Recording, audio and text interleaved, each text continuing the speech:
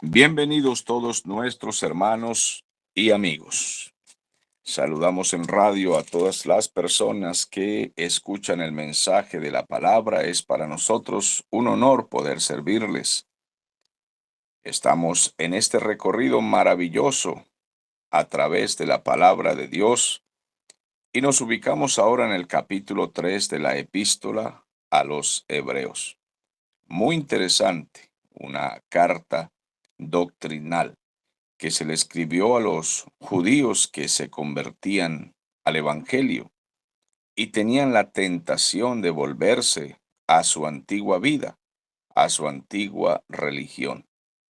También hoy en día hay muchos cristianos que tienen la tentación a veces de volverse ya sea a la idolatría o a la mundanalidad o desviarse detrás de una secta o abandonar al Señor. Y estos pasajes pueden servirnos también como llamado de atención, reflexión, así como lo hizo el apóstol cuando escribió a estos hebreos, llamando la atención de ellos para que no regresaran y no se volvieran apóstatas. Ubicados en el capítulo 3, leemos la palabra del Señor que dice: Por tanto, hermanos santos, participantes del llamamiento celestial, considerad al apóstol y sumo sacerdote de nuestra profesión, Cristo Jesús, el cual es fiel al que le constituyó, como también lo fue Moisés en toda la casa de Dios. En este capítulo vamos a ver entonces que el Señor Jesús es mayor que Moisés. Hemos visto ya en los capítulos anteriores que el Señor Jesús es mayor que los profetas, que el nuevo pacto es mayor que el Antiguo Testamento, el antiguo pacto, que la gracia es mayor que la ley, que el Señor Jesús es mayor que los ángeles y que todas las señales que se hicieron y se enviaron en el Antiguo Testamento. Ahora pasamos a revisar que el Señor Jesús es mayor que Moisés. Y este llamado de atención es porque Moisés era, pues, un héroe, era un héroe grande para la nación de Israel. Ellos lo consideraban y lo consideran hasta el día de hoy a Moisés y Abraham como un héroe. Los que no creen en Cristo lo tienen por encima de Cristo, lógicamente. Para ellos Él es su profeta. Entonces, el escritor tiene que usar una estrategia, demostrar la infinita superioridad, por supuesto, que tiene Cristo, el Señor, sobre Moisés, sobre Josué y sobre todos los demás patriarcas del Antiguo Testamento.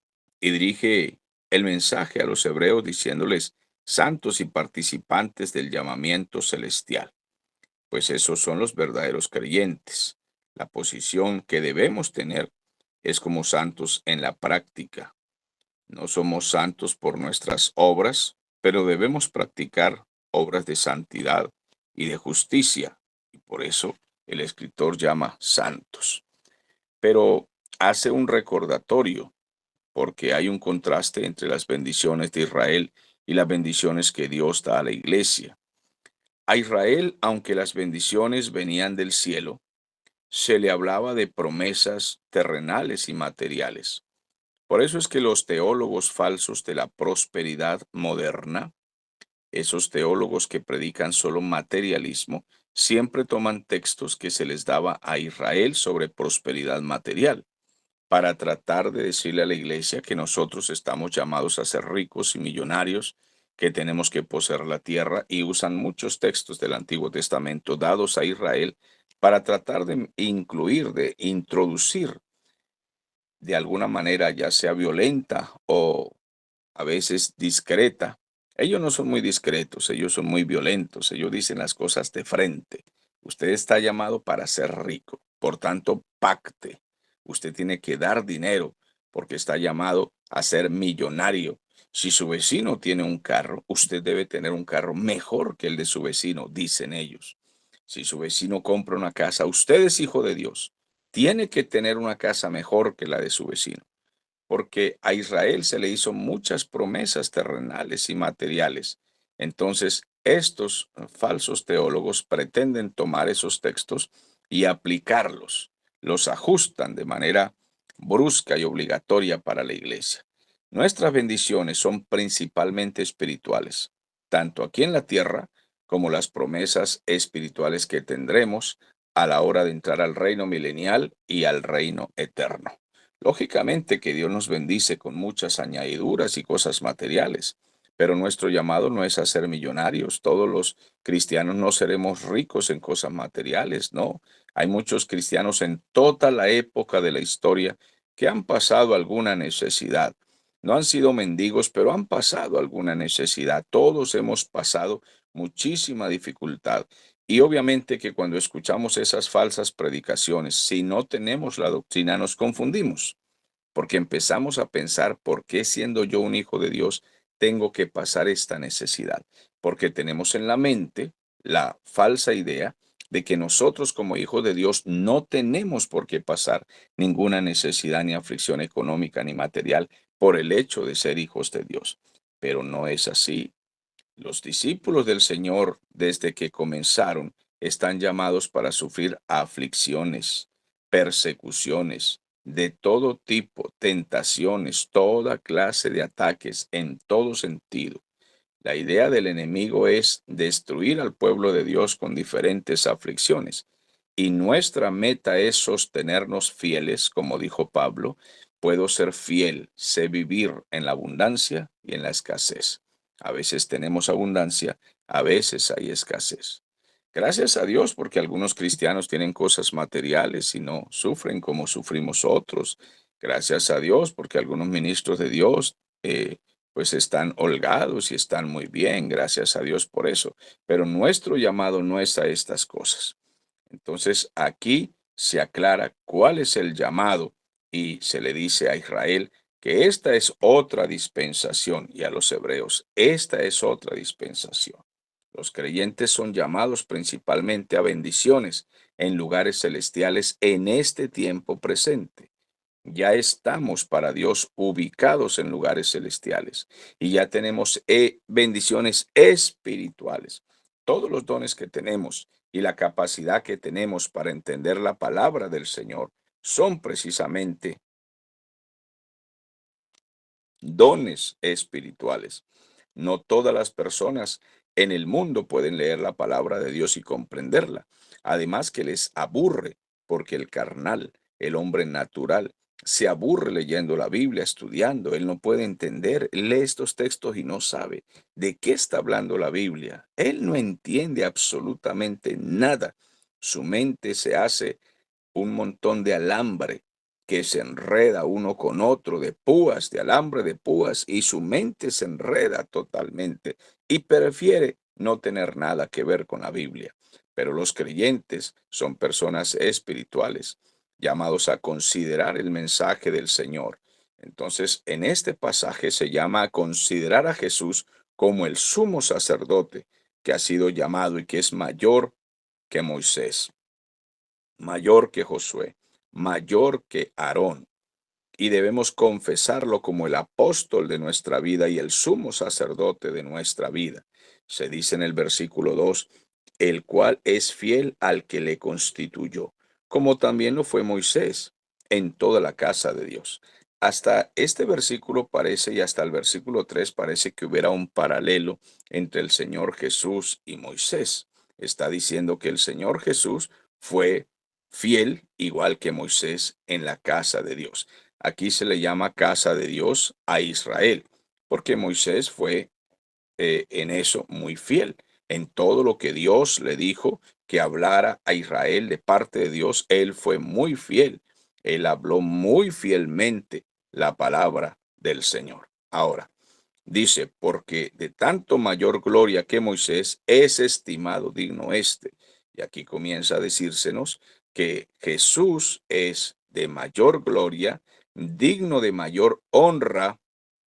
Dice que el Señor Jesús es de mayor honra, porque de tanto mayor gloria que Moisés es estimado digno este, cuanto mayor honra que la casa tiene el que la hizo. ¿Y quién es el que hizo la casa?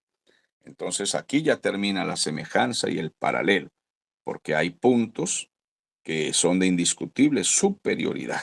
El Señor Jesús debe recibir mayor honra y mayor gloria de su pueblo. Eso nunca lo podrá hacer Israel mientras no reconozca a Jesús como el constructor de la casa, como el dueño, el arquitecto del universo. Jesús, la palabra hecha carne que estaba en el principio.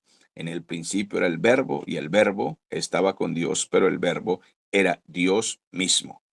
Y aunque Moisés era fiel, Cristo es quien hizo el universo, quien hizo Israel y para nosotros quien llamó a la iglesia y la sostiene. El versículo 4 dice, toda casa es hecha por alguien, pero el que hizo todas las cosas es Dios. Entonces Dios es el que hizo el universo y como aquí se está hablando de Cristo, el Hijo de Dios como Dios, Él es el agente activo de toda la creación. Él es el ineludible, indiscutible, constructor y arquitecto, porque Jesucristo es Dios. Pasa a demostrársele a los hebreos que no tienen que seguir pensando en Moisés ni en volver al pasado. Y así también nosotros no tenemos nada que hacer con ir a servir a los ídolos, al mundo, al diablo, al pecado, cuando tenemos al Salvador y al Creador que nos llamó. Afirmemos nuestros pasos entonces en la verdad. El versículo 5 dice, y Moisés a la verdad fue fiel en toda la casa de Dios, es decir, en toda Israel, como siervo, para testimonio de lo que se iba a decir.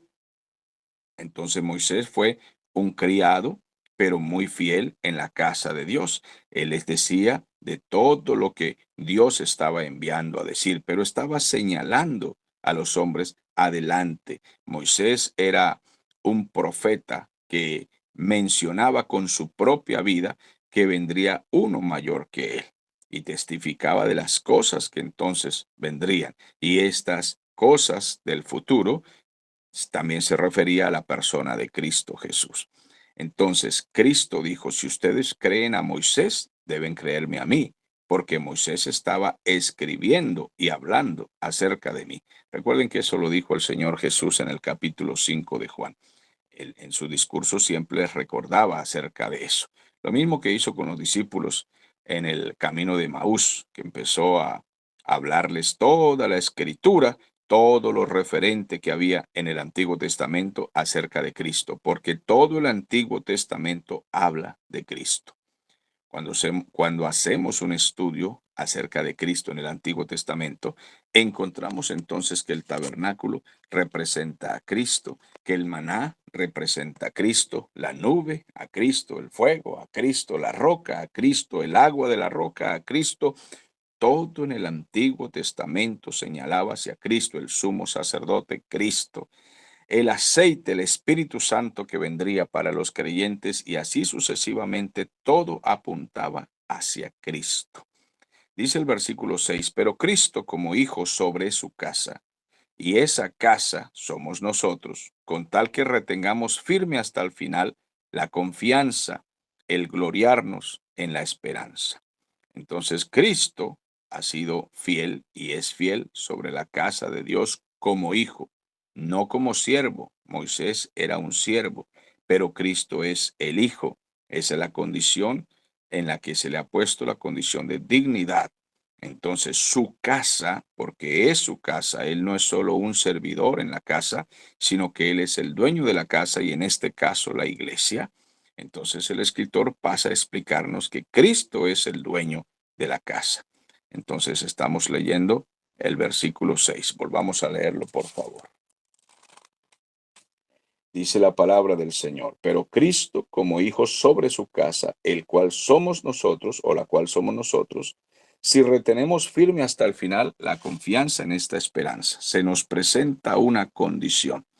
El Señor es el dueño de la casa y la casa somos nosotros, pero nosotros debemos mantenernos firmes hasta el final. Les decía que ayer que hay muchos creyentes que se descarrían.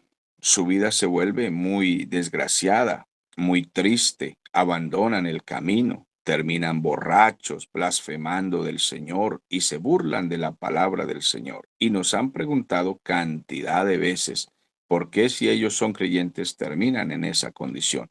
Nuestra respuesta sin titubear es, no eran verdaderos creyentes, no se habían convertido.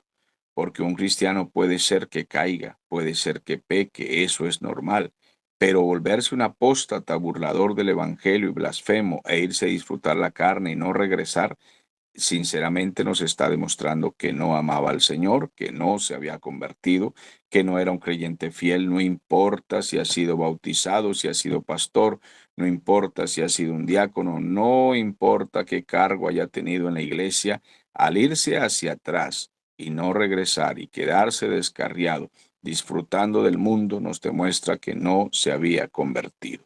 Es así de sencillo. Cuánta gente está en las iglesias pero realmente no pertenece a la casa del Señor hasta que se convierta realmente y pueda ser fiel, con todo y defectos pueda ser fiel, porque el texto también es claro aquí. Si permanecéis fiel hasta el final, en esa esperanza. Por eso, como dice el Espíritu Santo, a partir del versículo 7, dice, si oyes hoy su voz, si oís hoy su voz, no endurezcáis vuestros corazones como en la provocación, en el día de la tentación, en el desierto, donde me tentaron vuestros padres y me probaron, y vieron mis obras 40 años, a causa de lo cual me disgusté contra esa generación y dije, siempre andan vagando en su corazón, y no han conocido mis caminos, por tanto juré en mi ira, no entrarán en mi reposo. Aquí ya nos está hablando de toda la época en que el pueblo andaba en el desierto dudando de Dios, reprochando todo, quejándose, dudando de las palabras. Dijeron que Dios había mentido y que no cumplía sus promesas. Y aquí nos recuerda el Señor que a él le dio ira.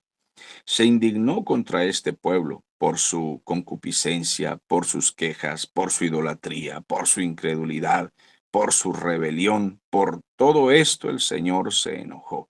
Y dijo entonces que caerían muertos en el desierto y no pasarían a la tierra prometida.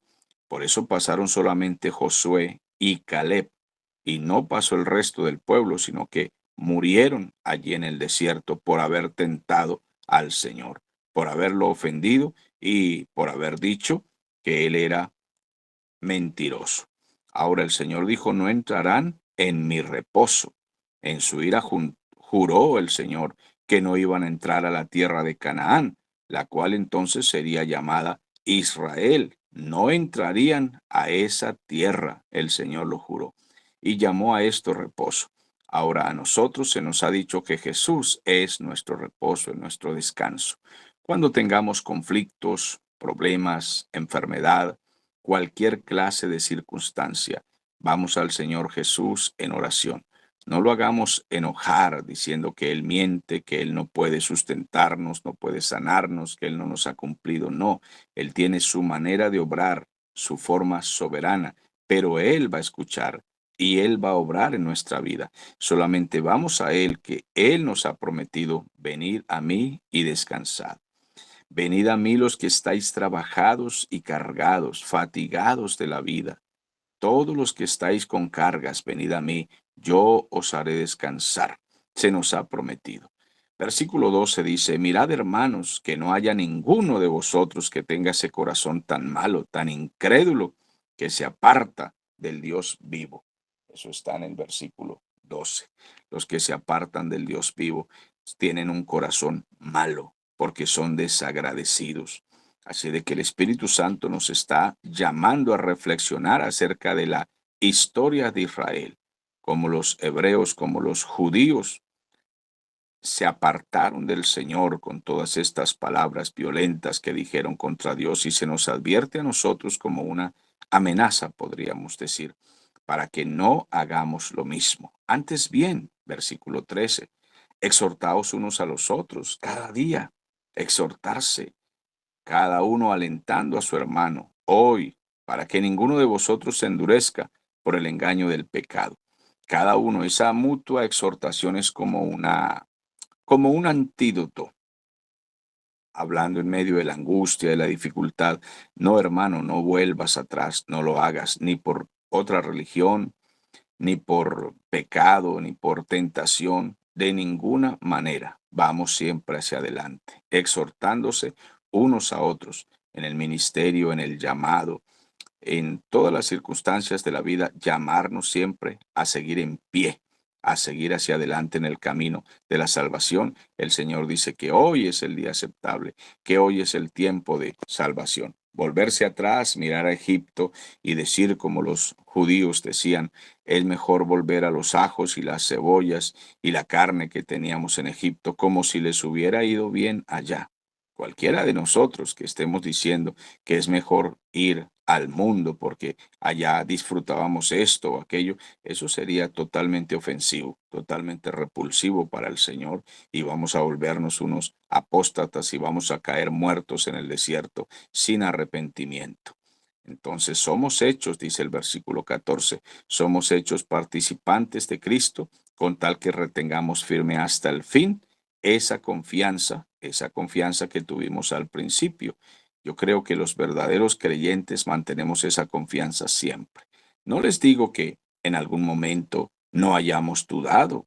La duda es un ataque que viene a todo cristiano en algún momento. No podemos decir que no han venido tentaciones que nos hacen doblar los tobillos y las rodillas y nos hacen pensar que tal vez el mundo sea mejor, porque la carne es así y el alma a veces nos engaña con pasiones totalmente contrarias a la vida espiritual que el Señor nos está llamando.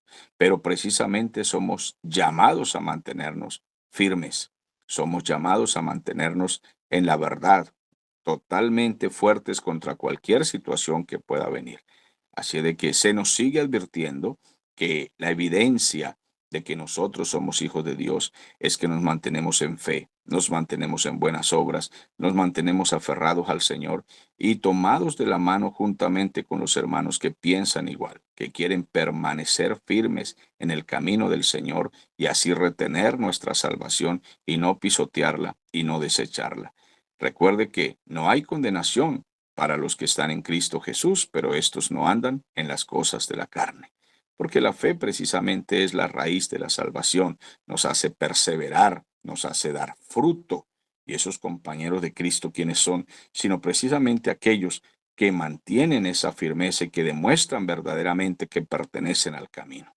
Por lo cual se dice en el versículo 15, si oís hoy su voz, no endurezcáis vuestros corazones, como en ese día de la provocación.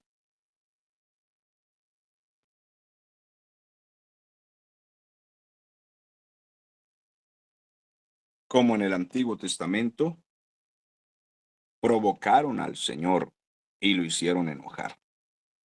Entonces el escritor, que va aquí a la recta final y a concluir lo que él nos está diciendo, está recordando el Antiguo Testamento, incluso los Salmos, el Salmo 95 para los que toman nota, nos está recordando todos estos pasajes en lo que el Señor nos llama a abandonar ese camino y ese rechazo a las palabras que Él nos habla. No tengamos nosotros la tentación de volver al pasado, porque vamos a hacer enojar al Señor. El versículo 16 nos recuerda nuevamente. ¿Quiénes fueron los que, habiendo oído, lo provocaron? ¿No fueron precisamente los que salieron de Egipto por mano de Moisés? Pues ¿cómo es posible que habiendo Dios hecho tanto bien para ellos, habiéndolos sacado con mano poderosa de Egipto y dándoles tantas señales, ellos hayan dudado de todo lo que vieron y de todo lo que vivieron? Nos preguntamos cómo es posible que un pueblo provoque a Dios de esta manera y que lo desafíe de esta manera con tanta rebelión. ¿Por qué? Dice que los que salieron de Egipto lo hicieron enojar en el desierto. Ahora bien, nosotros podemos criticarles a ellos, pero la exhortación es para nosotros hoy, porque esta carta que fue escrita a los hebreos que tenían esa tentación, ahora está para toda la iglesia, para que nosotros también pensemos que a veces habiendo sido salvados y librados de tanto mal porque íbamos camino al infierno, totalmente entretenidos en las cosas mundanas, y el Señor nos ha llamado a una salvación tan grande, caemos también en la tentación de querer volver nuevamente a esas cosas que ya abandonamos. y que ya el Señor rompió esas cadenas que nos ataban a las tentaciones carnales, pero lamentablemente muchas veces estamos pensando en esas cosas que hemos abandonado. Ahora, ¿con quiénes estuvo el Señor disgustado 40 años?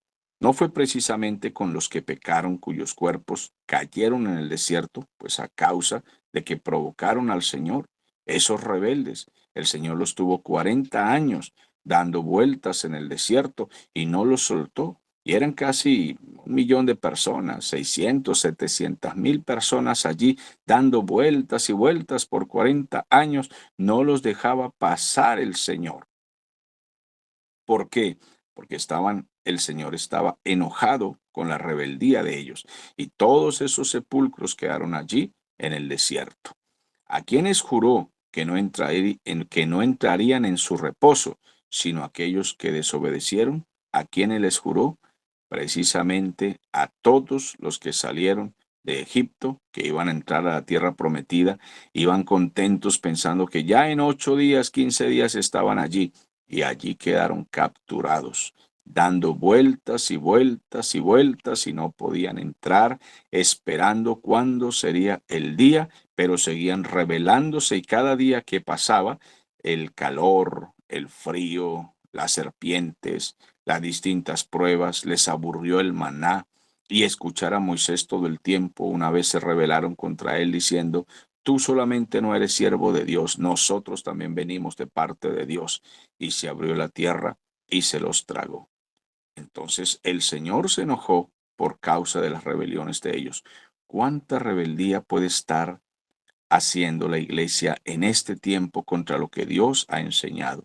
Y por eso muchas iglesias están en un círculo vicioso y no crecen y se enferman e incluso mueren sin conocimiento. Muere mucha gente, muchas iglesias se despedazan por estar dando círculos en cosas que Dios no les mandó a ellos ni a decir ni a hacer. Es necesario que nosotros pensemos, se nos han hecho maravillosas promesas, pero debemos avanzar en la verdad. ¿A quiénes juró el Señor? Que no entrarían en su reposo, sino aquellos que desobedecieron.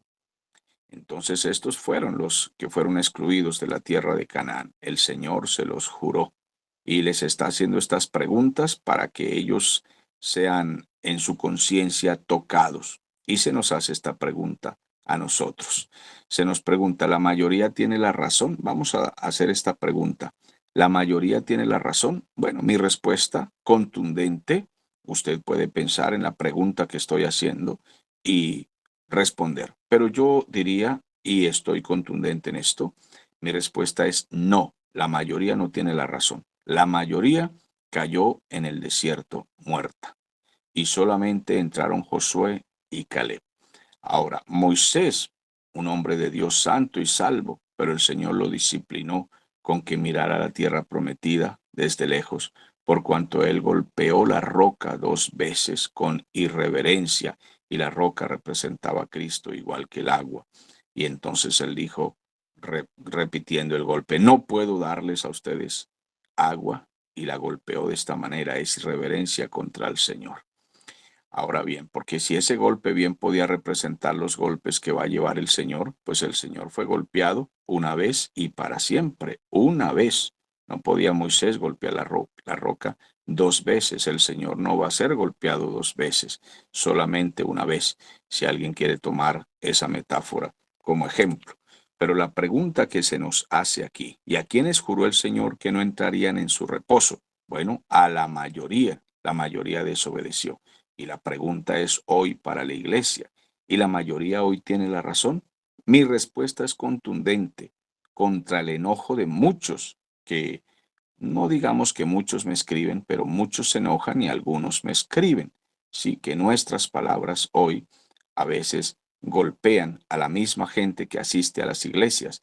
Bueno, nuestra intención no es esa, pero tenemos que reconocer, si es que somos cristianos bíblicos, tenemos que reconocer que la mayoría de las iglesias hoy no están en el camino del Señor, que la mayoría de las iglesias hoy y los creyentes no están predicando la verdad. que las iglesias, muchas son discotecas, son clubes para ir a pasear. No se está enseñando la palabra. Es una diversión lo que hay en muchas iglesias. Falta seriedad, falta reverencia y se nos olvida como cristianos que estamos en un mundo de guerra filosófica, de guerra política, de muertes, de bombas nucleares, de que la tierra sangra, que los niños sangran, que la naturaleza está siendo destruida con estas guerras, que estamos ofendiendo a Dios y que las iglesias son un circo, un verdadero circo de payasadas en su gran mayoría. Más de la mitad de las iglesias están desperdiciando su tiempo. Muy pocas iglesias se están dedicando a la enseñanza bíblica y a la seriedad y a la oración y a llevar la gente con temor y temblor hacia el cielo. Parece que fueran a una discoteca a divertirse. Entonces la mayoría no tiene la razón. Y al ritmo que vamos puede pasar como en el desierto. La mayoría se va a quedar postrado y pocos van a entrar a la tierra prometida, a las palabras que el Señor nos ha dicho. Así de que lo que hicieron ellos fue un ataque contra la verdad de Dios. Y lo que están haciendo hoy muchas iglesias es un ataque contra la verdad de Dios. Están blasfemando la palabra y la doctrina y se están volviendo heréticos, están ofendiendo a Dios. Es un ataque contra su poder, su soberanía. Todas esas palabras que enseñan de que yo decreto que este año haré tal cosa, yo decreto, yo profetizo, yo anulo y cancelo todo mal que venga contra mí, pisoteo al diablo en la cabeza y decreto que este año tendré una camioneta, un carro y una empresa. Todas esas palabras son blasfemas e inútiles de gente irreverente e ignorante, de falsos profetas, falsos pastores y falsos predicadores que están guiando a la gente a morirse en el desierto. Que la tierra se va a abrir y se los va a tragar por mentirosos, por no enseñar la verdad de un Dios soberano y absoluto. Él es quien dice lo que va a hacer este año para nosotros. Nosotros solamente oramos y caminamos en obediencia a lo que Él nos dice que hagamos. Es un ataque contra la inmutabilidad de Dios, contra la soberanía de Dios. Es un ataque contra su verdad, su doctrina, su palabra, su santidad. Todos esos mensajes de autoestima y demasiado psicología, lo único que hacen es ofender al Señor. Así de que lo mismo que ocurrió en el desierto al pueblo de Israel, que ofendió al Señor, está sucediendo hoy y se nos llama la atención. No hagan ustedes lo mismo, porque mire que solo Josué y Caleb honraron a Dios y pudieron honrar su palabra y decir que Dios era absolutamente veraz y verdadero, inmutable, que su gracia, su fidelidad son únicas y que debemos obedecerle y serle fiel hasta el final. Ahora bien, versículo 19, y vemos que ellos no pudieron entrar a causa de sus pecados, de su incredulidad y de su rebelión, no pudieron entrar. Pues entonces nosotros debemos guardar nuestro corazón para que no caigamos en las mismas cosas.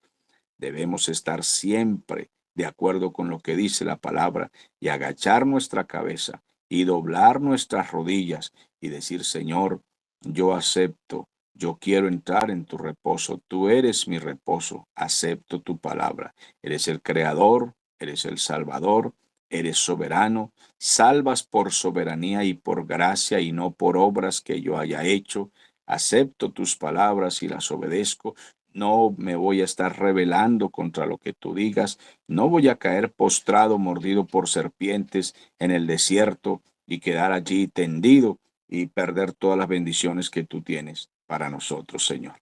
Ahora bien, hay un reposo eterno que nos espera. Ese reposo eterno maravilloso que nos espera es el que debemos nosotros creer, pensar que vamos a entrar.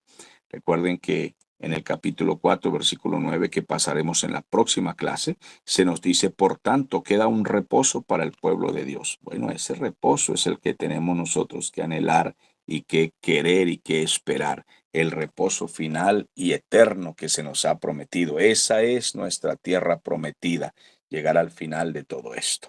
Hermanos, no puedo decirles que ningún capítulo o que algún capítulo de la carta a los hebreos sea muy sencilla, pero estamos haciendo una lectura básica para la comprensión de los creyentes que están siempre atentos a lo que aquí enseñamos.